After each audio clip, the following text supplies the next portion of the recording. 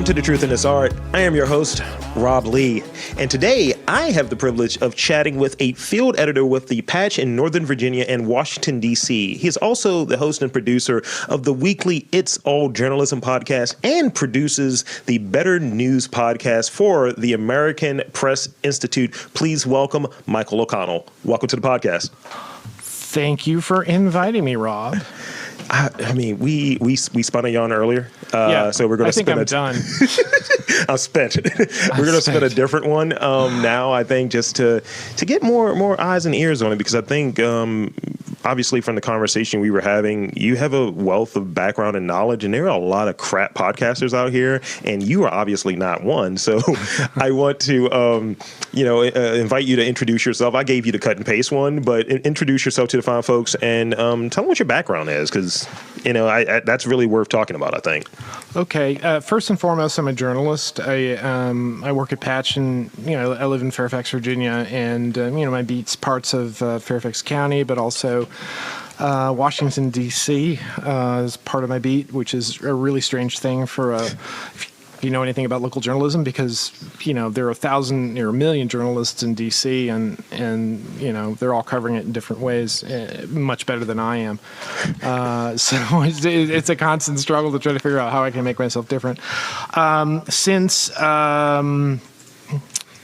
2012, August 2012, I've been the host of the It's All Journalism podcast. I started it with two other people. Way back when, we were students who'd just come out of the master's program at American University in interactive journalism. The program's called something different now, but I was at the age of 50. I asked myself for the first time in my life what I wanted to, where I wanted to be in 5 years, and I still wanted to be a journalist, but I recognized that the industry was changing. So this is 2010, and I knew I needed to up my digital skills. I had worked at a website during the dot bomb era around the turn of the century, and went into print, the Connection newspapers, for about a decade. And really hated my job, seriously hated my job, because local newspapers were shrinking and disappearing, and I was, the staff was smaller, and I was working harder than I had ever before on a product that I hated putting out. And so that was a point where I said, well, what do I want to do in 5 years? I felt I still had an interest in journalism, and I went into a master's program at age 50. And I came out at the other end with real excitement about what was going on in journalism and how our industry was changing. And one of the great things about the program at American University was that, it was a weekend program, so we met 8 hours every Saturday for 60 weeks. And part of that time was taken up by working journalists, because D.C. is a journalist town, coming in and talking about the innovative work that they were doing. And I love those conversations because it got me excited about doing journalism in this new environment. And so, through that process, somehow I ended up working at a radio station, the website of a radio station, with two of my classmates. And we talked about doing a podcast because I was interested in podcasting. And I thought we should do a podcast about journalism because, we're having these really neat conversations. And that's really kind of the thing we missed once we had gotten out of the program. And we thought, there are probably a lot of people around the country who don't have access to these types of discussions. Let's do that podcast. And so we just a couple of months ago, we had our 500th episode of the weekly podcast. I'm the only one of the original producers who's still around. Yeah. I produce it with 4 other people. And that's kind of where I'm at this moment. Just a lot of other experiences that came out of that. That's who I am. Well, thank you for sharing that. And 500, that's a big number. It's a nice milestone there. Yeah, well, I'm not putting out 10 a week like you are, sir. That's a nightmare pace. But anyway, yeah, that is a pretty big number. And because we're journalists, we're programmed to celebrate anything that has a round number at the end of it. So we did a live stream, and whatever, it was okay. I'll start throwing out 0. I want to make 0 a thing. Like, I got 0 downloads. Like, oh, that's a milestone. There we go. Well, sadly, it's not a milestone. But anyway, so what do you want to know? So I want to talk about so digital storyteller was a term that I heard, and I think that's big, and I think that's useful as we've kind of shifted to being more online and so on. So that's one part. I want to think of that, and when I ask this next question, when I have that in mind, when I ask this next question, I think from a journalist perspective, as a podcaster, what can journalism kind of teach us in good journalism, teach us about putting out content, especially since that news cycle is coming so fast? It's just like, as we were saying a little bit earlier before we got started, if you're doing something that's time sensitive, it's like, all right, I need to get this out. I need to get this edited. I need to get this, on like out there before someone else does it or what have you. How do you stay like up to date, but also making sure the content is properly sourced and things of that nature, especially as things are moving so fast? Well, fortunately, I'm not, my podcast is just what we're doing right here, talking to interesting people. And so the trick of that then is identifying guests who are going to be good, are going to be talking about something of interest.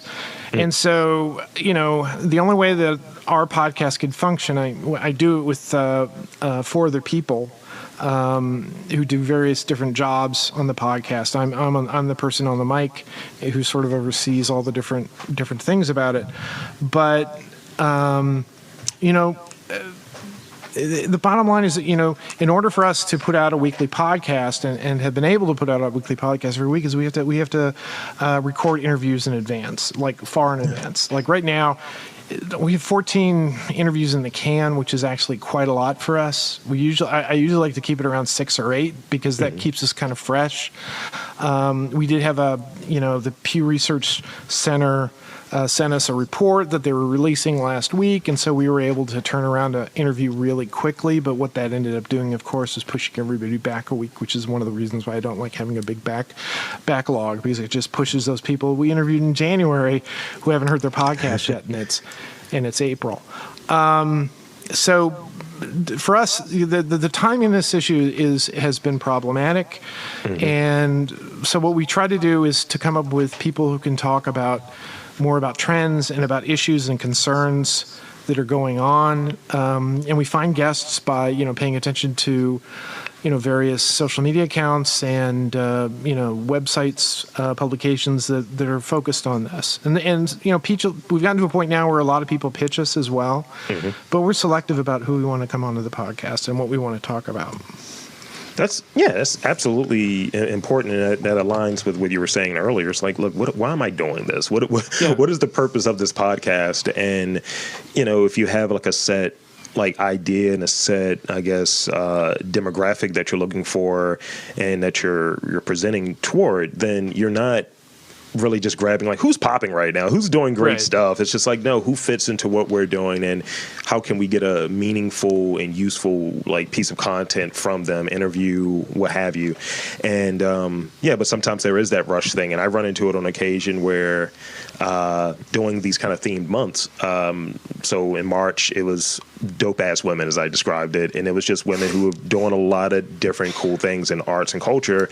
And some of those interviews were recorded back in November, and they were held on. And people would ask, but not a lot of times people would ask. They would just be like, "Oh, wow, that came out great," and I'm making sure I have that follow up. And I want to say one of the really cool things that happened. I started off with the month, and I kind of communicated to the guests, because I know it had been a while, that I did this for this month, and I wanted to make sure you were included because you're one of the best, women business owners here in the city.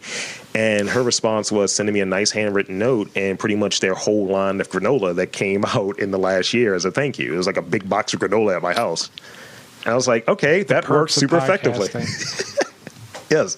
She was like, or maybe she was saying, just, you need to be healthier. Less trans fats, more granola. Enjoy.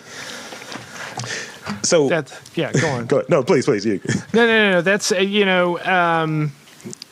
the other thing you don't think about is by making the choices of not being timely and maybe going after a big name guest, is you do lose out on some promotion around it. So part of the reason, like we had this Pew Research thing, because they had written something big about it, and they were going to be on different shows and stuff talking about it. And we had an opportunity. Okay, well, let's turn this around real quick, so we can get a little of that, get a little attention to us as well.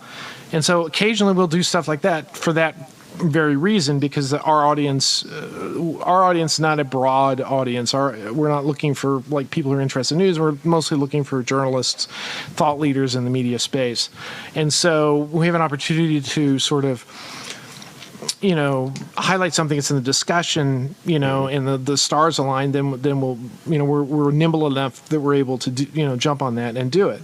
But we wouldn't be able to do that if we didn't know we had, episodes in the bank. So part of it is promotion, getting seen in front of the large, the larger audience who are thinking about something that's going on that's newsy. The other thing, and you still get some of this, by choosing who your guest is the promotion your guest can give you. Yes. If they have a large number of followers in social media or whatever, if they're happy with the interview, I can say I have a pretty good batting average as people being happy. I've only had one person who was a very big dick about complaining about the interview. And of course it was about something that was incredibly minor, but that's what that is. But more often than not, the other thing is I always keep in mind when I'm talking to guests, it's some of them, if we're going to be going after, people who are thought leaders, people who are doing important work, they're going to be busy, and they're giving us their time. Yeah. And so we need to be ready to talk to them. We need to, make sure everything's set up the way so that when they come on, that they're not thinking about anything except just answering the questions. And so that's another one of those skills, those soft skills in podcasting that people don't always think about. That they just figured this, because one thing I didn't talk about is sort of the things that came out of podcasting. I wrote a book about podcasting. I ended up teaching classes at American University, and I've done presentations in front of groups where talking about podcasting. And 99% of the time, the first thing they ask you is, how do I record a podcast? Because everybody thinks strictly in terms of like the technical side of it. That suddenly is the most important thing. That if they can master the technology of it, bam, they're going to have a successful podcast. And actually, the bar for producing a good sounding podcast is very low. And the effort, it doesn't take you that long to sort of master things, but there are things that these other sort of intangible elements that nobody ever talks about in podcasting is what really sort of make the distinction between just a run-of-the-mill podcast and one that people want to listen to. And those are the areas that you really need to put your thinking toward. Like, what does it sound like? Who are you talking to? Who's your audience?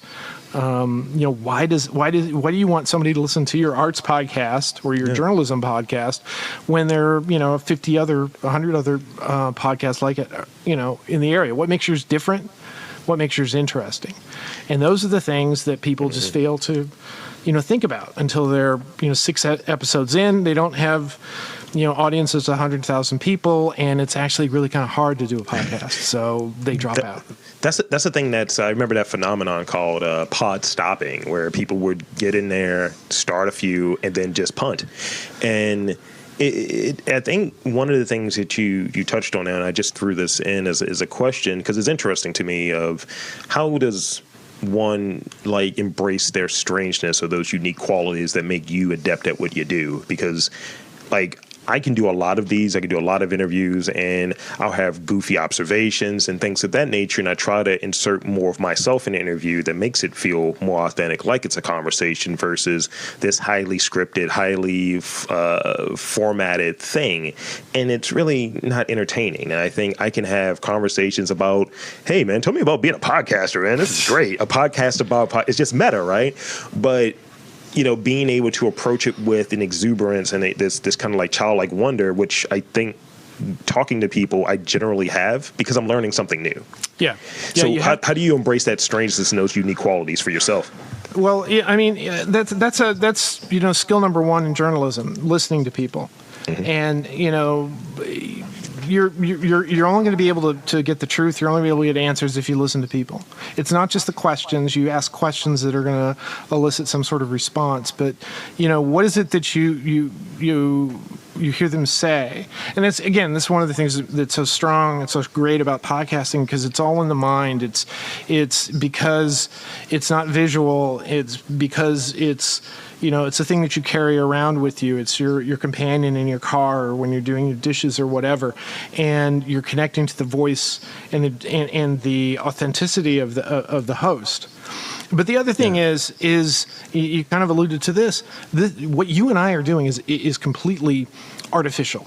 This is an artificial construct that you and I have agreed to do. Yes. This is not us at a party just talking to somebody we don't know. You sent me questions ahead of time. We talked a little bit ahead of time about what types of things we're going to be talking about, and the role of the podcast to host is a performance, which is very different than in most cases. I think broadcast and both TV and radio, it's a little bit different because you're creating something where there's a dialogue and you're sort of giving this impression that this is maybe off the cuff or it's a real conversation, but in fact it's artificial. Yeah. So the fact that you and I agreed to meet at a particular time and you had sent me some questions and we were going to talk about this, so this isn't like a real thing. Yeah. And so that's where you sort of embrace it. And what is your role in it as the host? Are you just the person who says yes and listens and asks a question, or are you somebody who listens and gets excited? Here's that little thing that the person says in the midst of their answer that you key on and say, "Well, that's really fascinating. I like that," and believe it.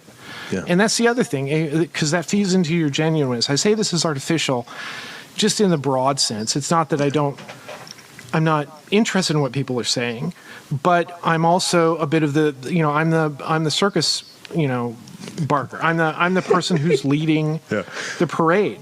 I need to make sure that we're going to get out of here at, after however many minutes, that, whatever this guest who came in to talk about a particular thing is going to answer the questions that people are going to want to hear. And then at the end of that, I'm going to take all that and I'm going to edit it down. Yeah. I mean, when I started doing podcasts, the sort of, the Mark Maron, the Nerdist type podcast, the interview type things, gave you this impression that it was all off the cuff. Mm-hmm. But they're all, all good podcasts are well edited, and to the point where you don't realize it. And, and sometimes, something that somebody says in the 30th minute is something that should be put at the front of the podcast. And so, and making that work is something that can be difficult in the post-production. Mm-hmm. But, this idea of you and your friend are going to be in the garage, you're going to set up your mics really great, and you're going to talk about movies for 60 minutes, and then you're going to immediately load it up online, and people are going to want to download it and listen to it. That's not the case. It's different. Then there's sort of this other end of it. You can tell I've thought about these things a lot. This sort of NPR type thinking of it, that the audiophile aspect of it, that it's so produced that it isn't really kind of real. I sort of shied away from doing a podcast where I'm like writing narratives and like cutting in different types of piece of audio because, as I used to tell people very obnoxiously, I like to chew my own food. I like to, I want to hear what people have to say. And it's okay if you edit it. I'm a journalist. I understand the need for editing and organizing. And that's so anyway. That's where I was going with that. That answered anything, but those are a lot of different thoughts I've had. No, and I think those thoughts are, and I share many of those thoughts, if not all of them. Like it's a weird kind of conversation that we've been having because it's almost like listening to the future version of me in some regards. Yeah. It's like, hey, don't do that episode now. And the other thing is, you probably felt pretty comfortable having a not journalist, but a podcaster come on because you knew that they were going to be. They're not going to. They're not going to sit there and wait for you to ask some question, or they're not going to be afraid. They know that they're part of the performance. They need to answer that question. And performance, I don't want that in a derisive way. I just think that more in a that idea of this is something that is structured, that this is something that the host is driving. That's not a natural thing that occurs in most people's lives. Yeah, that's one of the things that was very, I think when you get to a point, especially when you're partnering with someone, right? And, this is pretty much a solo project or what have you, with, guests that come on, and you want to get an idea of what the guests are doing and kind of what you were touching on earlier. How can I make them as comfortable as possible so they could just be on and just talk their talk and really get that from it? I'm there to help facilitate. Yeah. And one of the things that used to stick out, because I've done live shows and things of that nature. I did my 10th anniversary show from just me being in podcasting a couple years back, and it was a great experience, but it was a very nerve-wracking experience because I'm very hands-on and we're always DIYing it, and you're always kind of at a deficit. And sometimes when people aren't taking the journey with you, it's like, recognize that it is a performance piece. That's the thing that stuck out to me that you were saying. And people might miss that and think, oh, we're just talking. No, we are performing. There are people in front of us. There are people that are going to consume this. So tell the truth, but also recognize that, have a more fleshed out answer, and really be a part of that process versus just, yes, I kind of said my piece. Then it's a 5-minute conversation. It's a bunch of yeses and a bunch of nos. Like, have something that's a little bit more useful. Yeah, I would imagine. I mean, we're both in professions, or we're both doing podcasts in people who use their minds and express themselves. So more often than not, we know that we're going to have a guest on that they should be able to, you should be able to generate a conversation that's going to be interesting because you're going to be talking about the things that they know and that they're going to know to, feed off of you and have a conversation that's interesting and informative. But, I had a podcast recording once where, I want to talk about two. I had one where I was ill prepared for somebody who was a very technical guest. He was talking about something incredibly technical that I had no real idea what it was. It's the worst. And I got to a point like 5 minutes in, and I had no idea what we were talking about. And it was a struggle. It was a struggle, and I felt really, really bad because I wasn't prepared, and it was unfair for the person I was talking to. Mm-hmm. And we got through the end of it, and it was an okay episode. But it was one that, I learned a lot from that about myself, about, make sure you understand what you're going to be talking about. Make sure you're choosy about who your guest star is, the other. But then I had another episode where we had a guy who was, he's not the guy who goes to conferences and talks about whatever this particular computer program is that he's working on. He's the guy who's working on the computer program, and I sent him the questions, and as soon as I deviated from that first question, he just was stunned. And and then it became very clear that he'd only prepared to answer those questions. Right. And so I asked those questions in the order because that's what he was comfortable doing.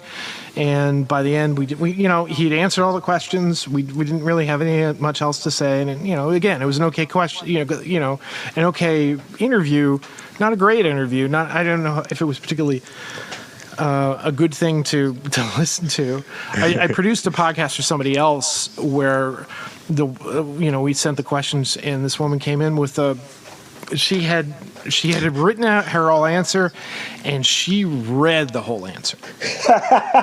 And it was not, it's not my podcast. I was like doing it for somebody else, and I was just, Jesus Christ, what is this? So how can we trim this down? Yeah, no, it was just like, it's like, okay, and I understand. And it was like she was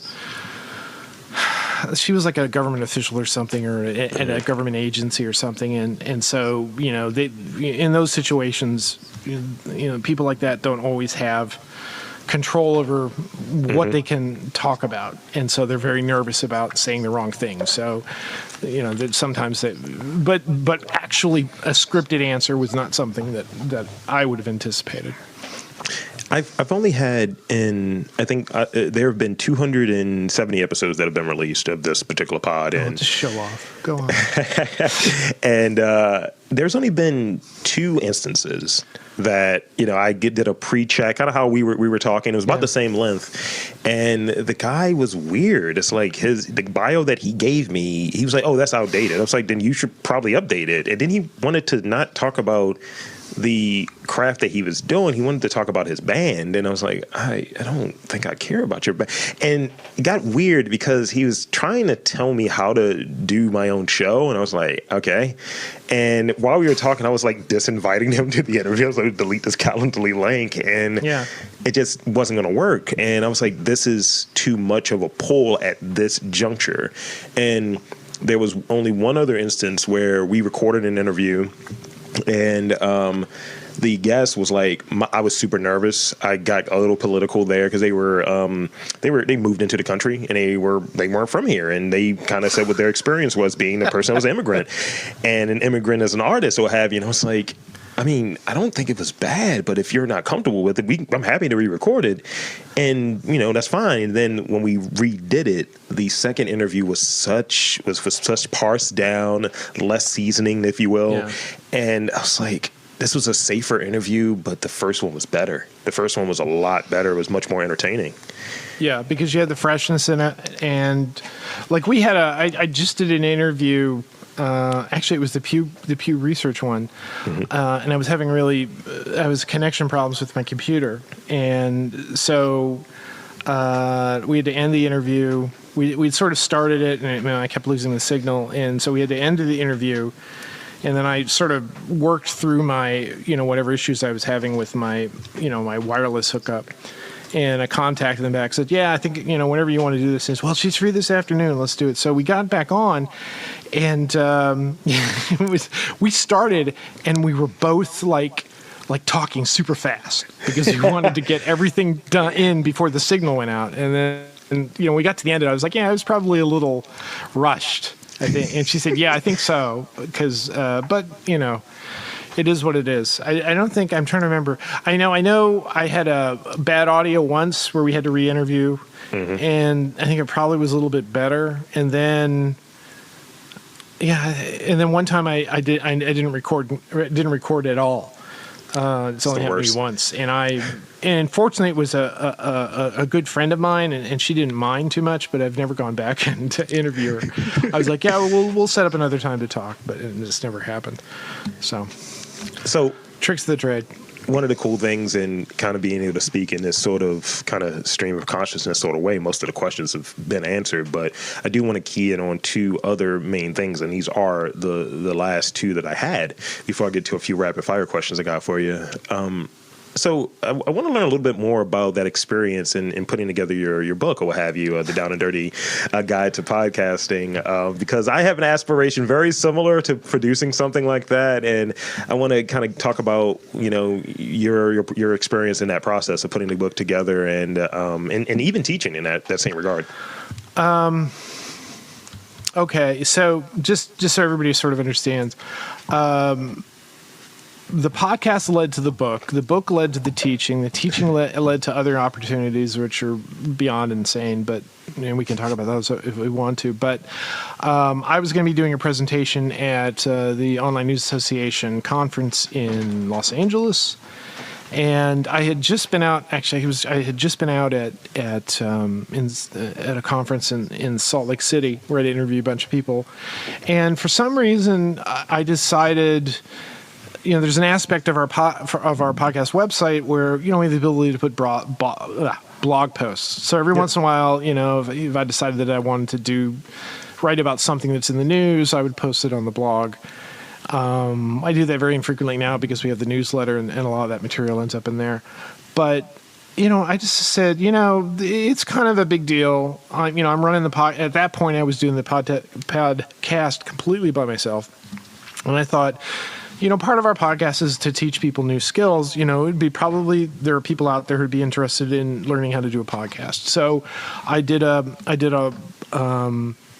post on our blog explaining, how we started the podcast, how we record, how we edit, how we post, a lot of the basic stuff that you need to know. And it wasn't really a big in-depth thing, but it was just like, hey, here's a first flush. If you're thinking about doing a podcast, here are the basics. So I was going out to Los Angeles, and I got contacted by this guy from Routledge Books, who said, hey, can we meet when you're at the conference? So I met with him. This is editor. And so he talked about, and he said, we'd be interested in doing a how-to podcast book because a lot of people want to do it. I saw that you'd written about it. Do you think you'd be interested in writing a book? And, I'm a journalist. I've written all my adult life, so I felt comfortable. I had never written anything that long. And so we went, it started by I had to put together a pitch and I just got, over a couple of weeks, I said, okay, well, what, if I wanted somebody to tell somebody how they should do a podcast, what are the things that they should be know technically, what are the things they should know non-technically about a podcast. Mm-hmm. And so I, put together an outline, I got feedback, I ended up doing another pitch, and I went before their editorial board, and they accepted it. And then I signed a contract, and they said, okay, 10 months from now, we need a manuscript. I had no, they didn't say we need it to be X number of words. They just, we need you to write this book that you've pitched in 10 months. And never having written anything that long, I was like, oh, okay, this shouldn't be that hard. And and I've written about this on my blog. After the fact, I wrote about this. I suffer from an anxiety disorder, and I immediately had an anxiety attack because I had signed this thing. I was writing something I've never written anything that long before. I didn't know how to do it, and so then I was like, okay, what is it you know how to do? And I was like, okay, I know how to interview. So I spent like 2 months just interviewing everybody I could find, whoever who talked to me about podcasting. So I had about 60 interviews. And then I was like, okay, now I've got, 6 or 8 months that I gotta finish this manuscript. I gotta edit it, and then I gotta send it to them. And then plus get all of the other extraneous materials that go with it. And I had a really bad anxiety attack. But then again, thinking about it, I looked back at my outline, and then I said, okay, well, this is what I want to do. Mm-hmm. I took the outline, and I sort of spread it out over that period of time, and I said, okay, how many words can I write in a night, in like 3-4 hours a night? And so, I started working on the introduction, and I got a sense of, okay, it takes me, these many days to do a chapter, times that by the number of chapters. I've said that's how many days it's going to take me to write this book. I'm going to spread it out on a calendar. I still have my family I have to live with, and my family life and deal with. I have a job that I still got to do. I got a podcast that I still got to do. I got to do all those things, and I got to set time aside each day. But I committed myself that in that 3 or 4 hours every night, I would do this. Yeah. And then if I did that, by the time I got to day 60 or whatever, the book would be written, and then I could have X number of days to edit it. And after that, there was a point where I got into about 3 or 4 chapters, and I realized I needed another chapter, that there was a whole other section that I hadn't really thought about, but that I had in the notes, and I sort of broke it out. And so then I looked at my schedule, and I had built in some time, and I did it. Every night I sat down and I wrote the book and went to bed. I woke up the next day, did my job, did my podcast, had dinner, hung out with my family, and then at 6:30, 7 o'clock, boom, I was writing a book. Yeah. And I did that for however many months it took, and I got at the end of it, I had a book that I could edit, and then I could send them, and I turned it in a day early. But it was all because I sort of gave myself over to the process. Since then, I've interviewed some long-form journalists, and they talk about different other strategies that do it. But really, it's, assessing what you think you can do in your life and, prioritizing it, and then committing to whatever goals that you set for yourself. Sacrifice the things you're going to have to sacrifice. But, if I had just like, nah, I can do, I'm going to take tonight off. I'll work on it over the weekend. That the book would never have been done if I'd done that. I had to commit to whatever the plan was. And so just be organized. And that in and of itself is an extension of the podcast itself, is like, especially during that time when I was the only one working on it, it was, how can I do the podcast around the rest of my life, and, figuring out those strategies. And, maybe that meant going to work earlier, or staying late, or staying up late, or, doing whatever, but committing to the things that had to be done so that you could succeed. Yeah. And thank you. I vibe on that, because that's how I've really been doing the podcast. And I was joking about it earlier of it's the only thing that I was good at. But really, there's several things that I'm good at. But really with this one, it's just like, all right, I know what this looks like, and having a formula, and really, as you said, giving yourself over to the process. And I remember talking with my girlfriend, and she was just like, you're really riding this wave of energy. And I was like, I'm working off of spite and ambition, and just not baser really emotions. Absolutely. And not really feeling like, for a long time that was getting that acknowledgement, and the stuff that I don't really like and don't feel like I'm optimal at doing, I'm trying to find ways to offload that. So I don't edit my podcast anymore. I have an editor, and I've been working with this editor for a while, and they know what I try to do and what my aim is. And I'll listen and give them notes, but I'm not touching those keys unless it's something that's a very rushed thing. But I don't do those anymore. And having things banked really works out in that way to kind of give me flexibility and timing. And especially, I anxiety, all of that stuff. And if I go on stage and I don't feel like I'm properly prepared, or if it's show day and it's like, I gotta take the shirt off and get on stage. Well, not take the shirt off, but get on stage. And those strippers ain't gonna strip themselves. This is true. The thing I was telling you about with the movie screening that I was doing, because it was an idea that I came up with, and it was an extension of this podcast. I felt so anxious about it. I had a headache for the majority of the day. Couldn't eat, couldn't do really anything other than I just need to get on stage. And it came through. I was hypercritical of that performance aspect, this contrived thing. Hey, I invited you guys here. I got a few things I want to say. Here's this movie. This is not a organic thing. And I learned a lot from it, right? I learned from what I viewed as not necessarily a failure, because I've learned this thing of not burying your failure.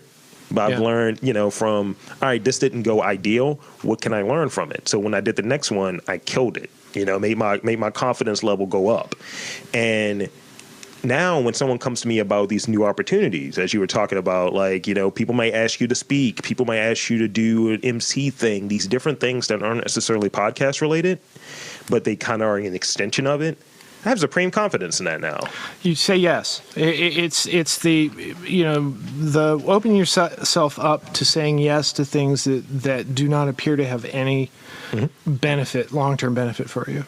Yeah. Because I can't tell how many things that have come out of this podcast, or things that happened in my life that only happened because I did this podcast. And it's not because, people listen to me and, we need him to do this. It was more about, I'm going to go to this conference and I'm going to talk to somebody. You want to collaborate on something? Great. I wouldn't have met that person, or I wouldn't have gone to this place. And just sort of open yourself up and having confidence. I mean, you've done, you're saying you've been doing podcasts for 13 years. I mean, that's an achievement, and you should be very confident.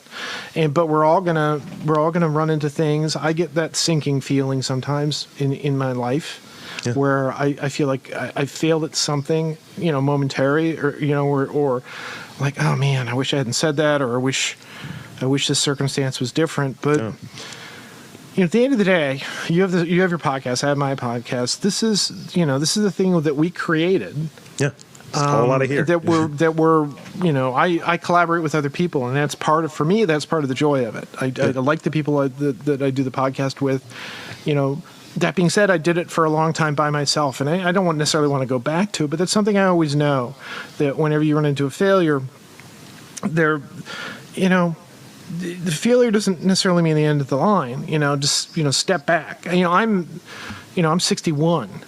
At 50, I said I want to do something, and I did it, and I made a substantial change in my life for the better, and so many opportunities. I've done so much. I've started saying this more recently. It's like my third act is much better than my first two acts, because I made choices, and I was confident, but also not confident in the sense that I didn't care about anybody else or was negative to other people or anything, but also opening myself up to feeling and thinking about other people as well. Yeah. So it's all a maturation thing. You can't just do it for your own ego. You can't just do it because I'm doing this podcast. It's my podcast. I'm going to do it, blah, blah, blah. I mean, I do the podcast because, again, I get to work with these people. These other opportunities happen. But it's also, I feel like we're having conversations that are important. If I was just, talking about something I didn't think was important, I'd be bored with this.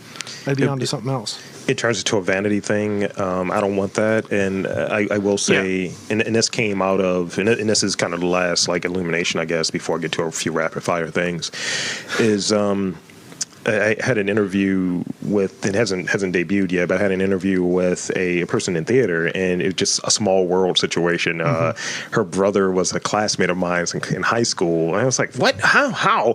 And we were just kind of joking about it, and she'd asked me, she made an assessment. She was like, you're a type A personality. I was like, no, I'm not. And she's like, you're absolutely a type A personality, and started breaking down why. And she was like, let me guess, you were on a stage when you were a kid. And I was like, no, and I thought about it. I was an MC for something at like 5. I was on the stage when I was in high school. And the same thing in high school as well. I know it is.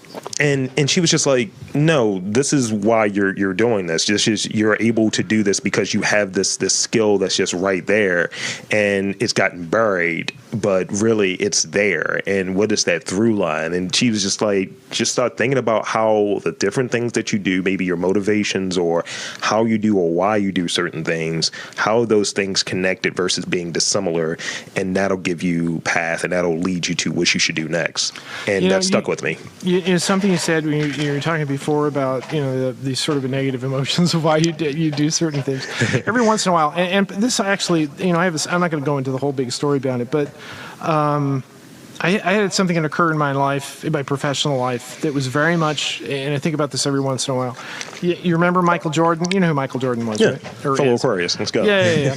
And he, he left the Bills. It was not the Bills. It was the Bulls. And my wife's from Buffalo. That goes right where that goes.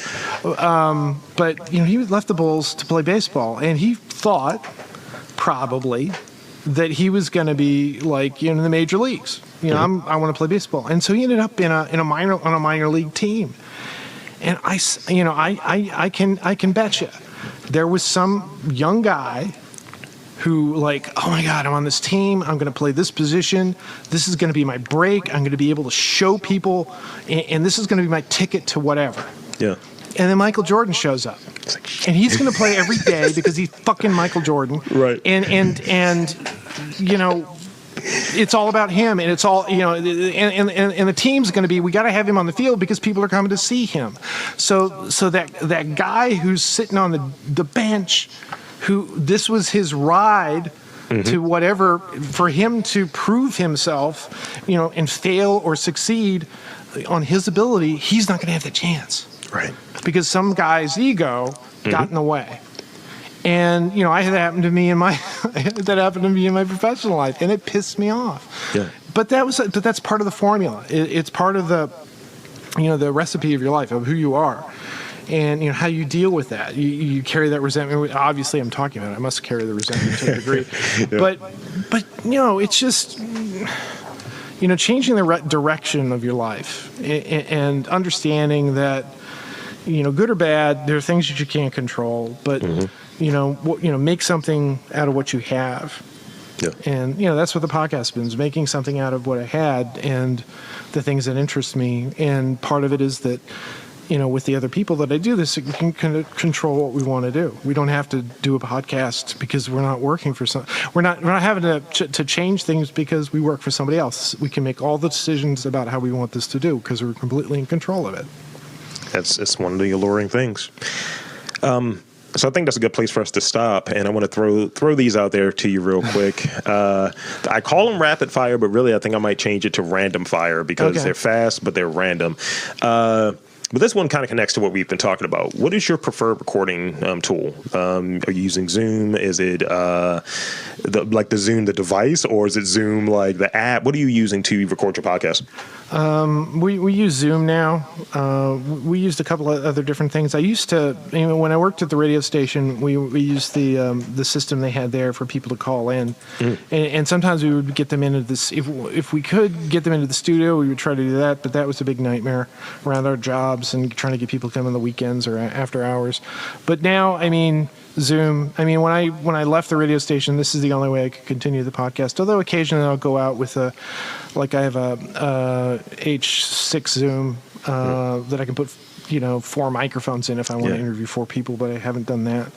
And I'll do in-person interviews if I have the opportunity. I've gone to conferences where I've created podcasts out of interviews I've done with my iPhone. Nice. Yeah.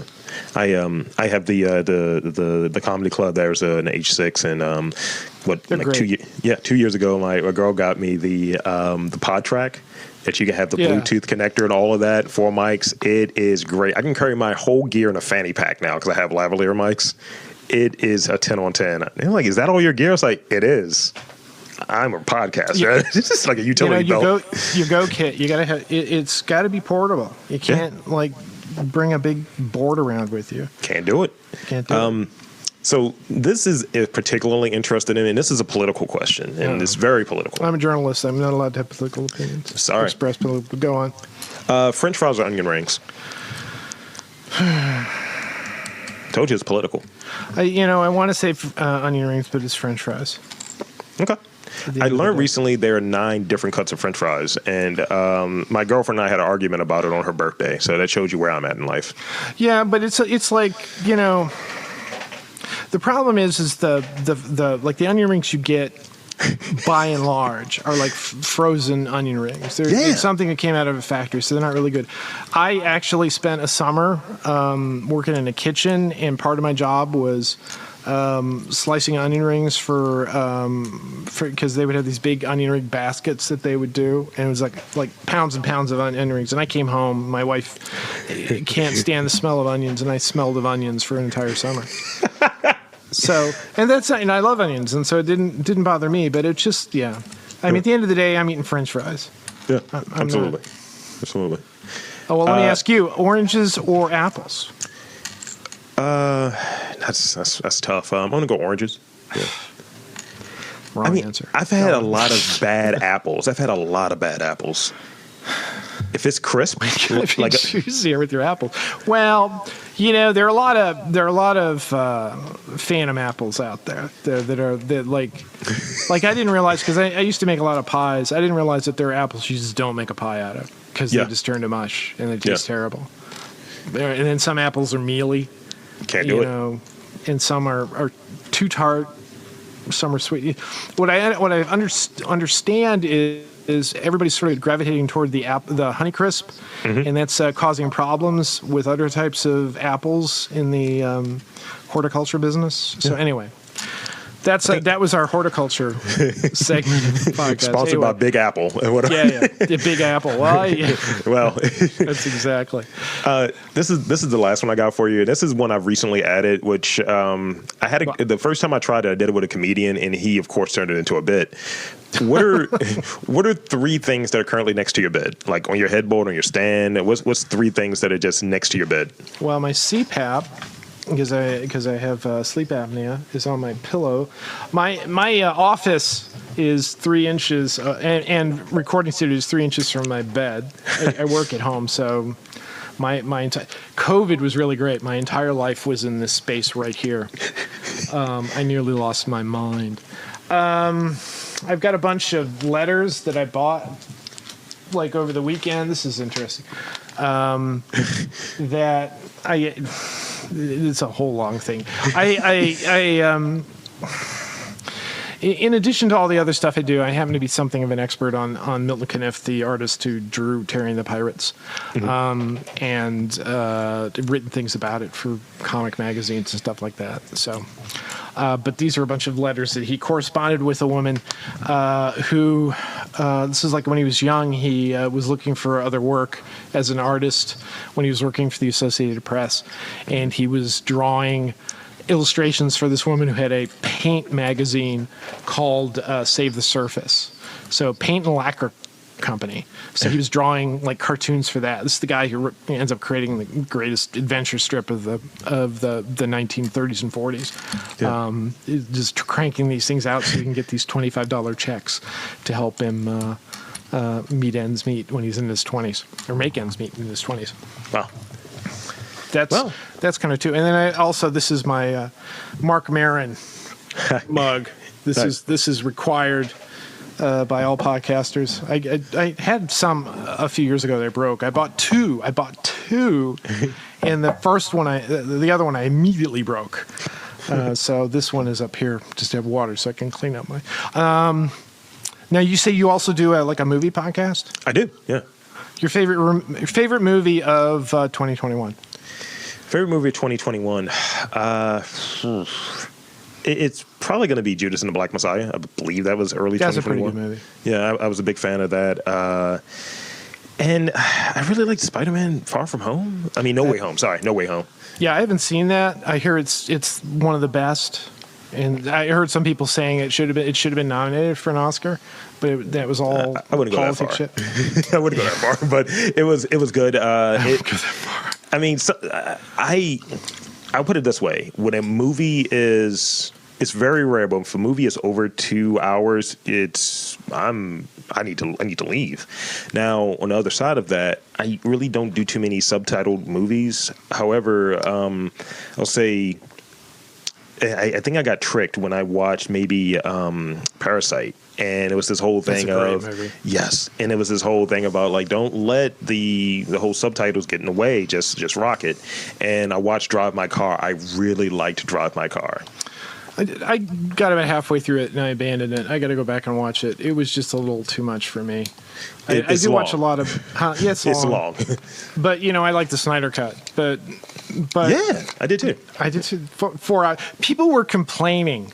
Who's going to watch a 4-hour movie? It's just like you binge watch 10 hours of Bridgerton, but you can't watch 4 hours of a movie, and maybe even in black and white. Yeah, it was a pretty great movie. Have you ever seen? Here's another movie. Did you ever see The Bay? I started it. I kind of tapped on it. I tapped on it a little early because that was based in Baltimore. Well, it was in the Bay. It was Barry Levinson, I guess, had some money and some time, and so he decided he wanted. Well, let's make kind of a horror movie set in the Chesapeake Bay. Yeah, and that in and of itself makes the movie worth. It's not a great horror movie, but it's kind of fascinating. I'll check it out. I love the Bay, so. I'll check it out. I watch a lot of horror movies. The girlfriend and I, we watch Shudder regularly. So yeah, that's literally the lane. Okay, the movie you need to see that's out right now, I think it might be from Slovenia. It's You Will Not Be Alone. It's a witch movie.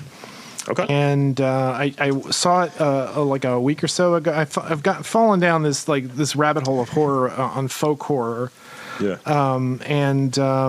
It's really a good movie. I was, it was right. It was my jam, of course, but I'll check it out.